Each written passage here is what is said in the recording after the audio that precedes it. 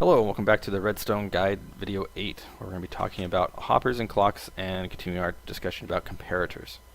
Now, hoppers are pretty nifty in that what they do is they help you automatically move objects from one hopper to another, or into a chest, or into anything that can hold something. So you could even set up a hopper to feed into a furnace if you wanted to. And they're also nice in that if you put them into the ground and you throw objects out, they'll collect all of it automatically within a certain radius around the hopper. So it's easy just to come back from mining, throw everything in, and let it suck it all into a chest for you.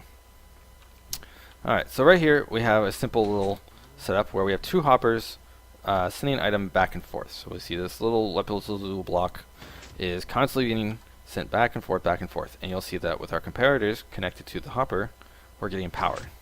So whichever device has the one item, we're getting some power out.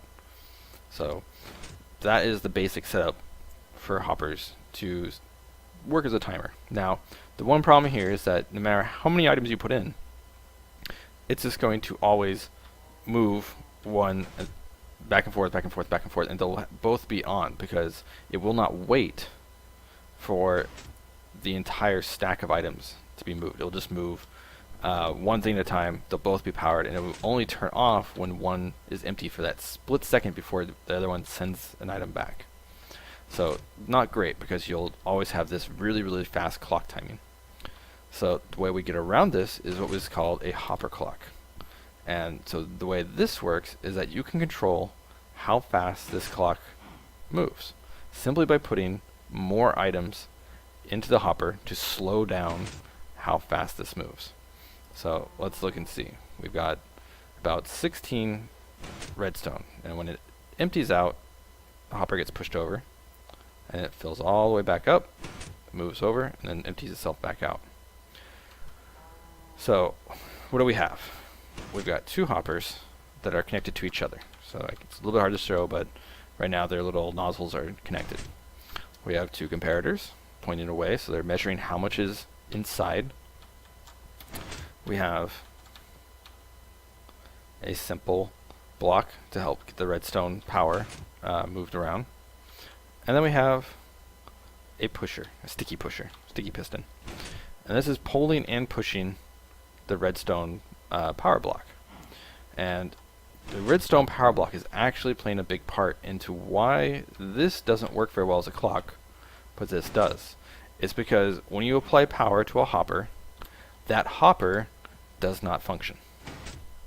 And so what's happening is that the hopper with the power applied to it is basically not working, and the other one has to empty everything out into it. And that is why when one fills up, it moves back and forth. Or when one empties out, it moves back and forth because that side loses power and the other side pulls it back. Or the other one, yeah. And so the way you get a clock out of this is that you just connect a redstone coming out so that occasionally the redstone block touches it. And so this gives you that simple on, off. It's very well timed. And the reason we use hoppers for this instead of just basic circuits, which you can build a clock out of, is that when a server shuts down, most of the time those purely just, repeater or, other kinds of clocks that just use the circuits and just use a redstone switch turn on and off, they don't turn back on when the server restarts. You have to go back and reset them. And when you have 10 or 15 clocks, this becomes a really big chore every week. A hopper clock will always work after a reset of the server because it's always going to have items in the hoppers, and it's going to just empty out one, and then it's going to start the cycle over and over again because it's set up to automatically move this when one of them is empty.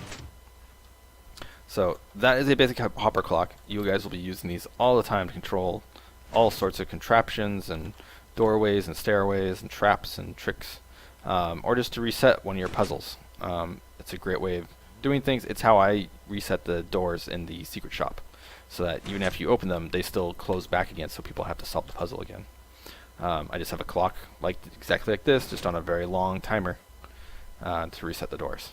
So I hope to see lots and lots of clocks, and the next video, which is our last one about comparators, we'll be talking about an automated sorting system. and it gets complicated, but is really awesome and really useful for your group if you build one somewhere in your city. All right.